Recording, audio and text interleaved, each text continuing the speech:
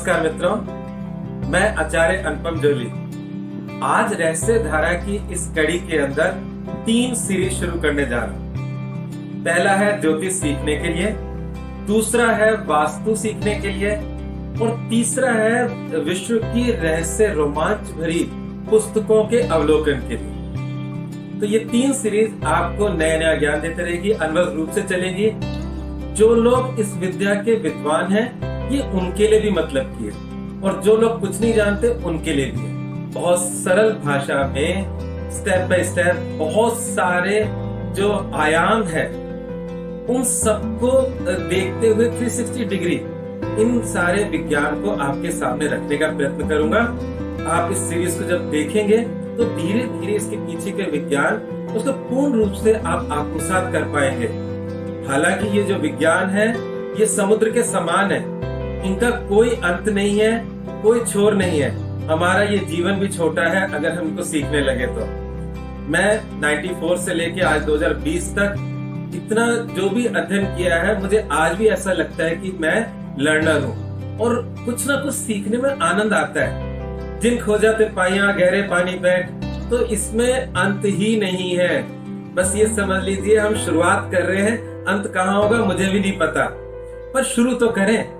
तो आज मैं ज्योतिष की सीरीज का पहला पार्ट लेकर आ रहा हूँ और उसके साथ साथ आपको भविष्य में बहुत जल्दी वास्तु और नवीन पुस्तकें जो रहस्य रोमांच से भरी पुस्तकें हैं अच्छे लेखकों की, उसका भी मैं आपको समय समय पे ज्ञान देता रहूंगा।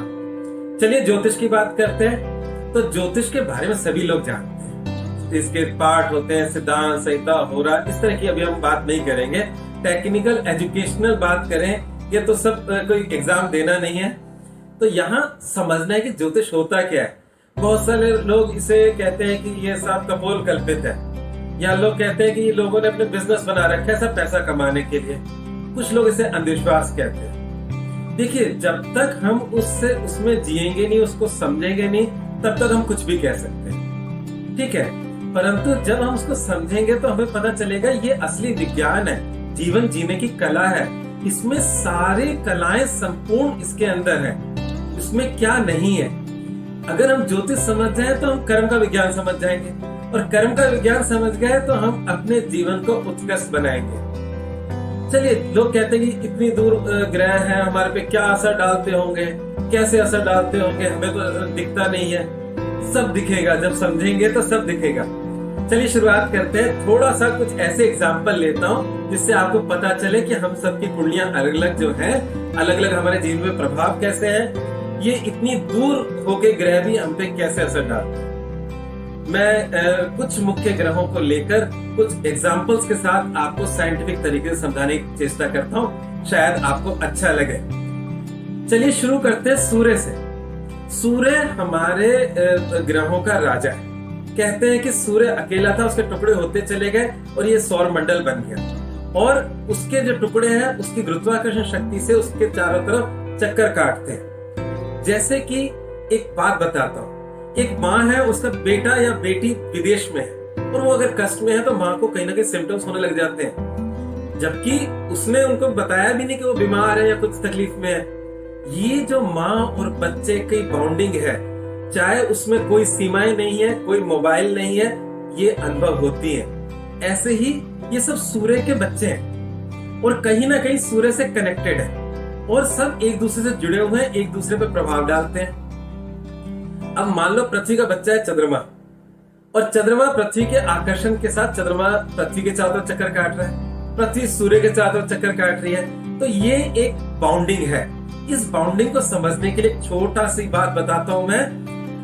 स्पेन, नीदरलैंड और ब्रिटेन के वैज्ञानिकों ने एक हीरे के 2 टुकड़ों को करीब अपने जो नीदरलैंड की यूनिवर्सिटी थी उसमें करीब 1.3 किलोमीटर के आसपास दूरी पे रखा और उन्होंने अनुभव किया, जो भी उनके मतलब वैज्ञानिक उपकरण होंगे, कहीं ना कहीं उन दोनों टुकड़ों में आकर्षण एक दूसरे के प्रति बरकरार था। अच्छा, ये बात जो है, ये बात मैं नहीं कह रहा हूँ, ये साइंस की एक जर्नल है जिसका नाम है जर्नल नेचर, उसमें प्रकाशित हुई। तो जब हीरे के एक पत्थर के जब 2 टुकड़े हो गए और उनमें एक आकर्षण उन्होंने अपने किसी न किसी गणित, किसी न किसी वैज्ञानिक उपकरणों से जाना होगा, तभी उस मैगजीन में लिखा होगा। ऐसे ही हम कहते हैं जो भारतीय परंपरा है वो कहती है कि जब ये सृष्टि बनी तो सृष्टि एक नाद से बनी, ईश्वर एक से अनेक हुआ, मतलब उस ईश्वर के रूप टुकड़े अलग अलग हुए या उसके कुछ वो एक से अनेक हो गया, जिसे आप देखते हैं कि वैज्ञानिक लोग गॉड पार्टिकल के रूप में उसकी खोज भी कर रहे हैं और कुछ किया भी है, उन्होंने हासिल भी किया है कि प्रकृति के हर कण कण में वो गॉड पार्टिकल है। तो कहने का मतलब यह है कि कहीं ना कहीं ये पूरी प्रकृति एक दूसरे से जुड़ी हुई है। चलिए इतना कलिष्ठता में नहीं जाता, बहुत सरल बातें करते हैं जिससे आप समझ सकें।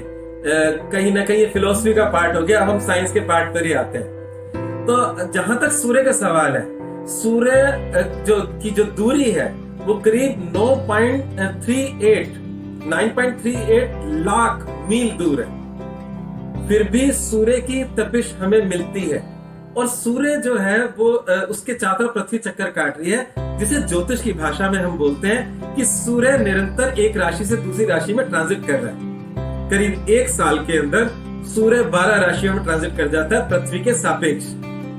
जो हमारी कुंडली में हम मेंशन करते हैं कि सूर्य आज इस राशि में, तो जब सूर्य उस राशि में है तो सूर्य की विभिन्न राशियों में हमारी विभिन्न ऋतुएं बनती हैं, मतलब विभिन्न राशियों के कॉम्बिनेशन में विभिन्न ऋतुएं बनती हैं। जैसे वृषभ और मिथुन में जब सूर्य होता है तो सूर्य की किरणें सीधी पड़ती हैं, जो ग्रीष्म ऋतु का कारण बनती है। ऐसे ही वृश्चिक और धनु के सूर्य में हेमंत ऋतु बनती है। तो इस प्रकार से ये सूर्य की जो अलग अलग राशि में अलग अलग प्रभाव है। जो बर्फीले मतलब ठंड के इलाकों में, ठंड के महीनों में जो पौधे विकसित होते हैं वो गर्मी में नहीं होते, और जो गर्मी में पौधे विकसित होते हैं वो सर्दी में नहीं होते। तो अलग अलग ऋतुओं के अलग अलग वृक्ष होते हैं, पौधे होते हैं, फल भी वो उसी ऋतु में देते हैं। तो कहने का मतलब यह है कि उन राशियों में सूर्य का जो संचरण है उसके साथ वनस्पति का पूरा पूरा अटैचमेंट है। चलिए इसको भी छोड़े, हम तो इंसान है, अपना अटैचमेंट बाद में देखेंगे। पहले हम पेड़ पौधों का एक अटैचमेंट का बहुत अच्छी गणित बताता हूँ मैं। आपने सबके घर में फर्नीचर है और फर्नीचर पे आपने वुड रिंग्स देखी होंगी जो उसका नेचुरल निशान है, और लोग पसंद नहीं करते कि फर्नीचर पे कुछ लगाया जाए, फिर पेंट किया जाए। उसके नेचुरल लकड़ी के डिजाइन को ही लोग पसंद करते हैं अपने घर के फर्नीचर में। तो वो जो रिंग्स हैं वो रिंग्स बताती हैं कि किसी पेड़ की आयु क्या रही होगी। वैसे तो कोई भी जीवित व्यक्ति जब मर जाता है, चाहे वो पेड़ पौधा हो चाहे इंसान हो, कार्बन डेटिंग सिस्टम होता है, ये बताता है कि वो कितना समय पहले विद्यमान था। परंतु कोई चीज कितना जी, मतलब ये पेड़ कितना जिया, उसकी कितनी एज उसने जी है, वो उसके ट्री रिंग से पता चलती है। वो रिंग्स उसके एज बताती है, और पतली रिंग्स और मोटे रिंग्स होती है। कहते हैं कि सूर्य के हर 11 साल में विस्फोट होते हैं उस पे, और ये सब आप रेगुलर पढ़ सकते हैं, देख सकते हैं इंटरनेट पे। कभी कभी इस तरह की जब वो 11 साल का जो टर्न आता है तो बड़ी अफवाहें भी फैलती हैं कि मोबाइल काम नहीं करेगा, ये नहीं करेगा। हालांकि ऐसा नहीं होता, परंतु 11 साल में जो सूर्य में विस्फोट होते हैं तो हर पेड़ पौधे की जो ट्री रिंग है वो मोटी बनती है। हर 11 साल की ट्री रिंग मोटी बनती है, जिससे बड़ी आसानी से उसकी एज कैलकुलेट हो जाती है। सूर्य का जो पेड़ पौधों पे जो प्रभाव है, हमारी जीवन शक्ति मानते हैं हम सूर्य। अगर सूर्य नहीं है तो ज्योतिष के अंदर सूर्य को बोला आंखों की रोशनी, डाइजेशन, हड्डियां और आपका रक्त संचार, इसमें बीपी से ब्लड प्रेशर बोलते हैं कुछ लोग। इससे संबंधित जो जिस ग्रह का अधिकार है वो सूर्य का। तो निश्चित रूप से हम लोग सूर्य के लिए, जिसके लिए हड्डियों की दिक्कतें आती हैं, वो लोग विटामिन डी के कैप्सूल्स या इंजेक्शन लगवाते हैं। और डॉक्टर खुद कहता है कि आप तो सिर्फ सूर्य की किरणों को अपने शरीर पर ले लोगे तो विटामिन डी की कमी खत्म हो जाएगी। तो निश्चित रूप से जो ज्योतिष कहता है वही वैज्ञानिक कह रहे हैं। तो कहने का मतलब ये कि उस सूर्य का हमारे शरीर पे प्रभाव पड़ रहा है। सूर्य जब कुंडली के अंदर कमजोर होता है तो चश्मा लगना, सूर्य लग्न में होता है व्यक्ति का गंजा होना, कितना साइंटिफिक है। मतलब हम आंख बंद करके बोल देंगे हमारी भविष्यवाणी सत्य जाएगी। तो एक व्यक्ति के सिर पे बाल कम होना वो सूर्य से संबंधित है, सूर्य अल्पकेशी है, ठीक है। तो सूर्य का हमारे पे निरंतर प्रभाव पड़ रहा है। अलग अलग राशि में अलग अलग प्रभाव पड़ रहा है। इसको मैं दूसरे तरीके से समझाता हूँ। सूर्य के अलावा भी चंद्रमा को मैं बहुत ही इंटरेस्टिंग फैक्ट के साथ बताऊंगा, पर इस बीच में एक गणित और समझाना चाहूंगा। पाइथागोरस है, आप सबने नाम सुना होगा, सबने गणित पढ़ी है। पाइथागोरस प्रमेय या उसकी थ्योरम जो होती है मैथमेटिक्स में काम में आती है। पाइथागोरस एक गणितज्ञ थे, वैज्ञानिक थे, और वो ज्योतिष को भी मानते थे। एक न्यूमरोलॉजिस्ट भी थे और ज्योतिष को बहुत अच्छा मानते थे। तो वो ज्योतिष के बारे में उनकी परिभाषा क्या है वो मैं आपके सामने रखता हूँ, आपको समझ में आ जाएगी। पाइथागोरस कहते हैं जब व्यक्ति का जन्म होता है, और हमारा ज्योतिष कहता है कि किसी दिनांक विशेष, स्थान विशेष और समय विशेष पर पूर्वी क्षितिज में जो राशि उदित हो रही है वो लग्न कहलाती है। ठीक उसी प्रकार से पाइथागोरस कहते हैं कि किसी दिनांक विशेष, स्थान विशेष और किसी जगह, किसी समय विशेष पर जब भी कोई घटना घटती है या कोई इंसान पैदा होता है, प्रकृति का कुछ भी होता है, मैं यहाँ इंसान से जुड़ूंगा क्योंकि हम आपकी और हमारी बात हो रही है, जन्म कुंडली हमारी और आपकी बात हो रही है। तो जब कोई व्यक्ति जन्म लेता है तो उसकी सृष्टि के प्रति फर्स्ट जो एक्सपोजर होता है, उस समय जो आसमानी काउंसिल है, मतलब आसमान में अलग अलग जो भी ग्रह हैं, वो ग्रह का जो भी गणित है, कोई ग्रह अस्त होगा, कोई नीच का होगा, कोई उच्च का होगा, कोई मूल त्रिकोण में होगा, कोई मित्र घर में होगा, कोई न्यूट्रल होगा, तो कोई बल से हीन होगा, कोई बल से मजबूत होगा, कोई कम डिग्री का होगा, कुछ भी होगा, वो ज्योतिष है, वही जन्म पत्रिका है आपकी। तो वो ग्रह की जो वो स्थिति है, जो भी उसके जन्म के वक्त मिली, जिसे आप जन्म पत्रिका कहते हैं, नेटल चार्ट कहते हैं कि वो ग्रह तो आपके लिए रुकेंगे नहीं, वो ग्रह तो निरंतर चल रहे हैं। बिना तनख्वाह लिए सूर्य रोज आपके पूर्वी क्षितिज पे आ जाता है सुबह सुबह आपको जगाने, और ये निरंतर क्रम चलता है, पूरे दिन आपको एनर्जाइज करता है और फिर अगले दिन फिर एनर्जी देने आ जाता है। तो कहने का तात्पर्य ये है कि ये बिना तनख्वाह लिए ग्रह अपने आप अपनी शक्तियों से चल रहे हैं। शक्ति कैसे? गुरुत्वाकर्षण शक्ति, जैसे सूर्य और पृथ्वी के बीच में, पृथ्वी और चंद्रमा के बीच में, या सूर्य और बुध, मंगल या किसी भी ग्रह के बीच में। तो इस प्रकार से ये अपनी शक्तियों के अनुसार जो कॉस्मिक शक्ति है, ये अपनी गति से चल रहे हैं। तो व्यक्तिगत जन्म जो हुआ उस क्षण पे जो प्रकृति के प्रति उसका जो एक्सपोजर था, जो नेटल चार्ट था, जो ग्रहों की स्थिति थी, वो दोबारा नहीं आएगी, वो ग्रह बदल जाएंगे, और पूरे जीवन वो व्यक्ति जब जिएगा तो ग्रहों की नई नई स्थितियों में बदलाव होता रहेगा, जिसे ज्योतिष की भाषा में गोचर कहा जाता है, ग्रहों का ट्रांजिट कहा जाता है, ग्रहों का चलना कहा जाता है।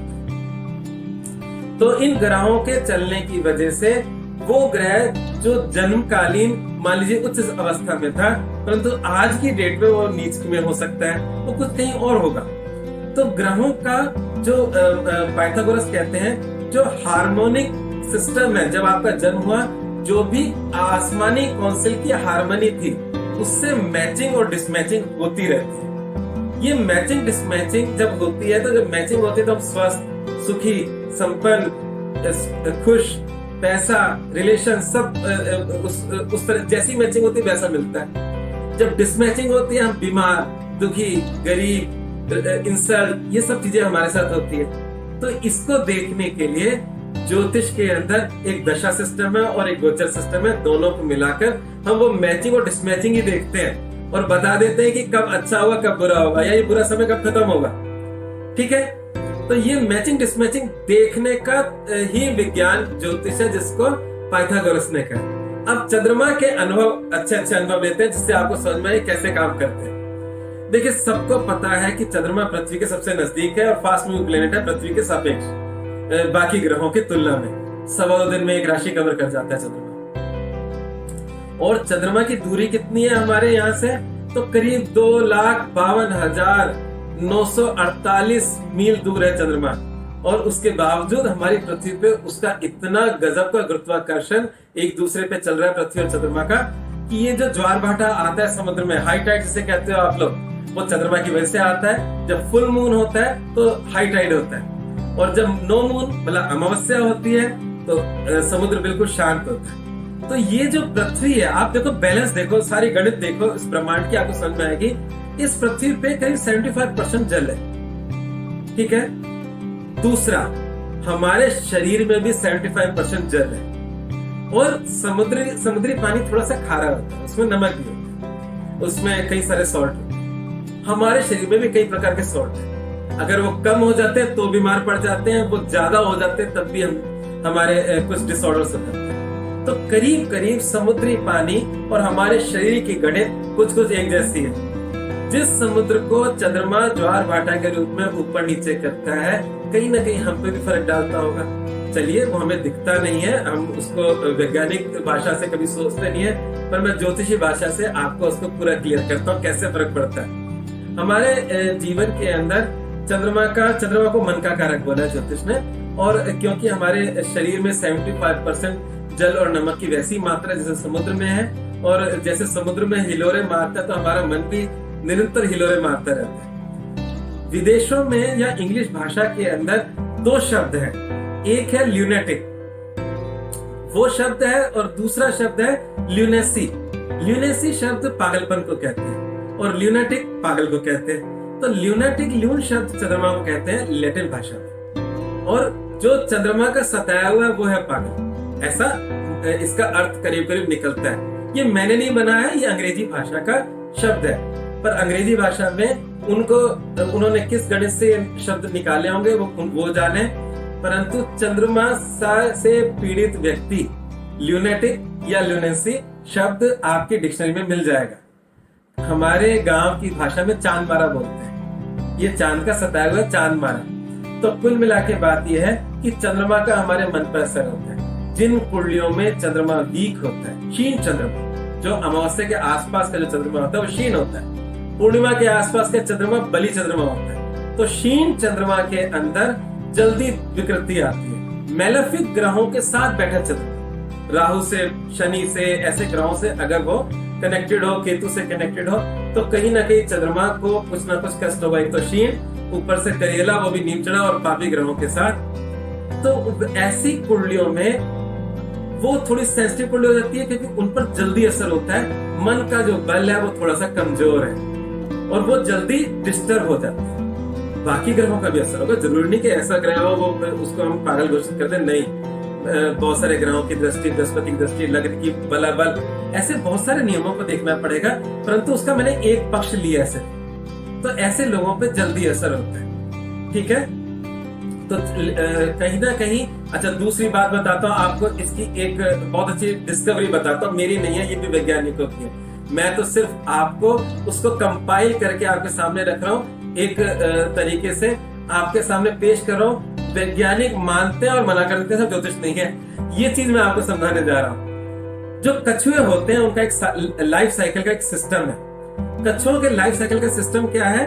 जब कछुआ और कछुई बच्चे पैदा करते हैं, अंडों के रूप में पैदा होते हैं, अंडे होते हैं और अंडे से बच्चे निकलते हैं। जैसे मुर्गी देती है अंडे, वैसे कछुआ और कछुई के सहयोग से अंडे बनते हैं। तो दोनों, जब कछुआ कछुई अपने लाइफ साइकिल को बढ़ाते हैं, मतलब अपने नए जीवों को उत्पन्न करते हैं, तो वो कोई ना कोई एक दिन विशेष का ध्यान रखते हैं।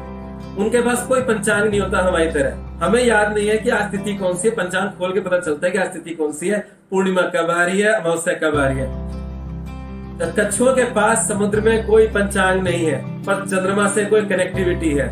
उसी कनेक्टिविटी के बल पर वो उन दिनों का निर्धारण होता है उनका।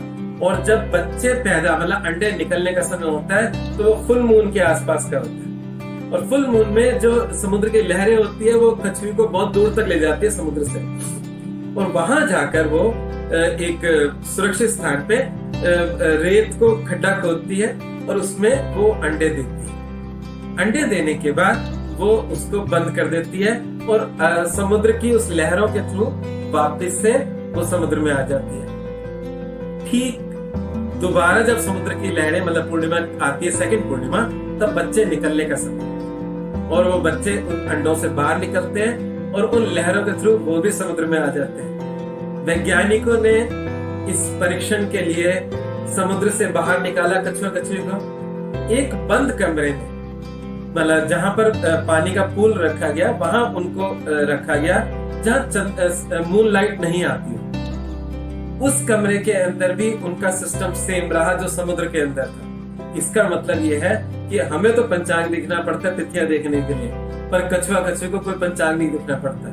कोई गहरी कनेक्टिविटी है, वो कनेक्टिविटी हमारे साथ भी है, हमारे पर भी वो असर होता है, पर हम उसे देखना नहीं चाहते, हम उसे वैज्ञानिकता का नाम नहीं देना चाहते, हम उसे अंधविश्वास का नाम देना चाहते हैं और मजाक उड़ाना चाहते हैं ज्योतिष का।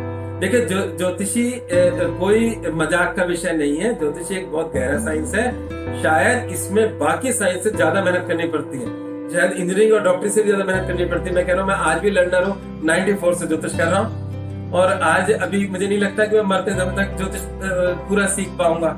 मैं निरंतर उस पर निरंतर अध्ययन करता हूँ, निरंतर उसे गहराई में जाने की कोशिश करता हूँ। तो कुल मिला के बात यह है कि एक जीवन छोटा है इस विज्ञान को समझने के लिए, इसके साइंस को। तो यहाँ जहां तक सवाल है जो ग्रहों का है, वो हमारे बंद कमरे में भी असर डाल रहे हैं। अगर खुले समुद्र में है तो बंद कमरे में भी असर डाल रहे हैं। इनका निरंतर असर होता है। अगर पेड़ पौधों पे होता है, कच्छियों पे होता है, समुद्र पे होता है, तो हम पे भी होता है। चलिए अब हम अपनी बात कर लेते हैं, अपनी बात करते हैं। तो ब्रिटेन के अंदर एक खोज हुई थी और उस खोज के अंदर उन्होंने कहीं ना कहीं मेडिकल साइंस को, जिसमें आइजैक न्यूटन ने भी इसका एक पत्र जारी किया था, ऐसा मैंने सुना है। आप थोड़ा सा इसको जांच लेना, इस वक्तव्य को। मैंने ऐसा सुना है जिसमें उन्होंने मानसिक टेंशन्स, जो इस तरह की, जो जैसे मैंने ल्यूनेटिक जैसी बातें बोली, उसका चंद्रमा के साथ प्रभाव बताया, उस गुरुत्वाकर्षण शक्ति के साथ प्रभाव जोड़ा, ऐसा मैंने सुना है। इसके अलावा मैंने ऐसा भी कुछ सुना है, आप सर्च करेंगे तो आजकल, क्योंकि आजकल गूगल बाबा है, उनसे हर चीज मिल जाती है और मैं भी गूगल पे आपको ये सारी इन्फॉर्मेशन दे रहा हूँ। तो जो मैं तथ्य बोल रहा हूँ उनको आप सर्च करोगे तो शायद मिल जाएंगे, क्योंकि मैंने पढ़ा है इसलिए मैं बोल रहा हूँ, और पढ़ा है तो किसी ऑथेंटिक सोर्स से पढ़ा। उसमें ऐसा बताया गया कि पागल खाने में भर्ती होने वाले और डिस्चार्ज होने वाले, जो आपका एक रजिस्टर्ड होता है जिसमें व्यक्ति जब एडमिट होता है तो उसका नाम, पता सब लिखा जाता है। तो डिस्चार्ज होने वाले दिन और मतलब एडमिट होने वाले दिनों को एक किसी व्यक्ति ने रिसर्च की चंद्रमा के साथ जोड़कर। तो कहने का मतलब यह है कि मतलब चंद्रमा की कलाओं के साथ जोड़कर उसने देखा कि कब लोगों पे इन चीजों का ज्यादा प्रभाव होता है, कब कम होता है, किन चंद्रमा की कलाओं में, और उसने उस पूरी थीसिस को सबमिट किया। तो कहने का मतलब ये कि हम लोगों पे पूरा असर होता है। मैं आज आपको इस वीडियो के अंत में एक सार रूपी एक ऐसा ज्ञान देना चाहता हूँ जो सबके काम आए। जरूर से इस बात को, मैं पूरा वीडियो चलो ना भी देखे, अंतिम जो क्षण की बात कर रहा हूँ वो मैं आपके सामने रख रहा हूँ, मैं अपने अनुभव की बात कर रहा हूँ। मैं जब से ज्योतिष कर रहा हूँ, अनगिनत लोग मेरे को कुंडलियां दिखाने आए, जिसमें वीवीआईपी भी है, नेता भी और अभिनेता भी है, और आम आदमी भी है और गरीब आदमी भी। मैंने मतलब चैरिटी के तौर पर भी देखी है और अपने आजीविका के तौर पर भी कुंडलियां देखी है। तो मैंने एक चीज पाई, क्योंकि लाइफ के अंदर चाहे समृद्ध से समृद्ध व्यक्ति के जीवन हो, चाहे वो गरीब से गरीब व्यक्ति हो, लाइफ में कुछ हिस्से जरूर ऐसे आते हैं जब आदमी कभी न कभी आत्महत्या की सोचता है। ये शायद सबके जीवन में कभी कभी आते हैं, और जो कमजोर मस्तिष्क के लोग होते हैं शायद वो उसको अंजाम दे देते हैं, वो तो वापस नहीं आ सकते। परंतु हर व्यक्ति के लिए मैं आज एक प्रेरणा दे रहा हूँ, बुजुर्गों की बात को ज्योतिष से जोड़ो। हमारी कुंडली के अंदर जब हम कमजोर स्थिति में होते हैं, जब दशाएं खराब होती है, चंद्रमा वीक होता है, और उस समय पे हमारे जीवन में कुछ कड़वाहट आती है, तो हम इस तरह की बातें सोचते हैं। तो जैसा कि एक हमारे बुजुर्ग कहते थे, कभी कोई ऐसा बड़ा निर्णय लेने से पहले 2 दिन रुक जाना। ये ज्योतिषीय आधार पर है, उनको भी नहीं शायद पता होगा। हमारे ये जो चंद्रमा है सबसे फास्ट मूविंग प्लेनेट है, तो हमारे मन पे बहुत तेजी से असर डालता है और हम उस असर में बह जाते हैं और कोई गलत कार्य कर जाते हैं।